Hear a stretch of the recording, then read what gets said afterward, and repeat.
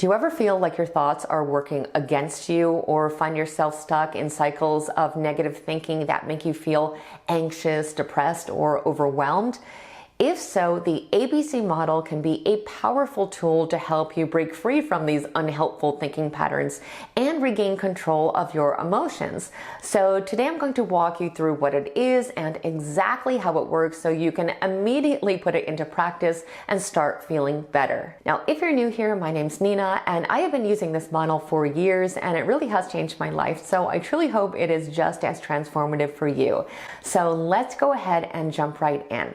So firstly, what is the ABC model? Well, it was developed by psychologist Albert Ellis in the 1950s as a core component of Rational Emotive Behavior Therapy and has since become a cornerstone of cognitive behavioral therapy and other evidence-based approaches. Its key function is to help us recognize the link between our thoughts, feelings, and behaviors and empower us to challenge irrational beliefs that contribute to emotional distress and unhelpful behaviors. So let's go ahead and walk through exactly how this works, and I'll start by explaining what the acronym stands for and all the steps in the process, but then I want to give some specific examples of some practical applications of this so you can better understand exactly how to put this into use. So the letter A stands for activating event, or in other words, the situation or experience that triggers our emotional response. The letter B is for beliefs.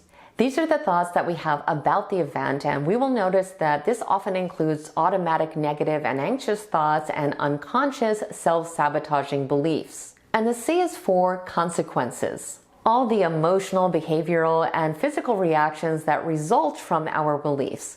Now, to use this model, we first need to identify the activating event. So when we notice that we are experiencing negative thoughts and emotions, we want to stop what we're doing and describe the situation that we're focusing on in great detail to ourselves. We can do this by writing it down, we can say it out loud, or we can type it into our phone. But we need to ask ourselves specifically, what happened? Who was involved? And when and where did this occur? And once we're crystal clear about this, we can move on to the next step, which is to examine your beliefs. In other words, try to capture your thoughts about the event. What was going through your mind? And notice any beliefs about yourself, others, and even the world were activated. And step 3 is to recognize the consequences. So here you want to assess your emotional, behavioral, and physical reactions and take notice of how your beliefs about the event are affecting your feelings, actions, and body. And the final step is to dispute our irrational beliefs, challenge unhelpful thoughts, and find alternative perspectives that are helpful and more rational. This will in turn make us feel a lot less anxious, depressed, and overwhelmed.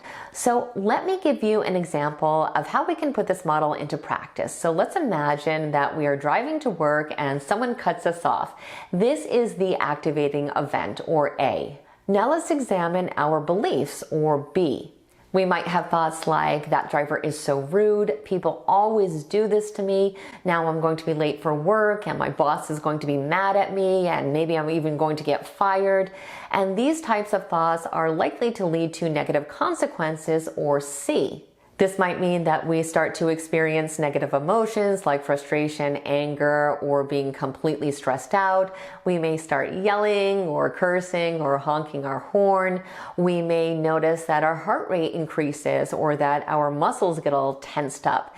And if there's someone else in the car with us, we may say something irrational that we don't really mean, which results in a huge fight. So the key to using the ABC model is to focus on beliefs, because this is where we have the power to challenge our unhelpful thought patterns and then to transform them into much more constructive beliefs. So in this scenario, we could start by asking ourselves questions like, are my thoughts accurate? Probably not. Are they harmful or helpful? Definitely harmful. And are there alternative ways that we could look at this situation? Definitely. And once we determine this, we can challenge our negative thoughts by asking ourselves questions like, is it really true that people always cut me off?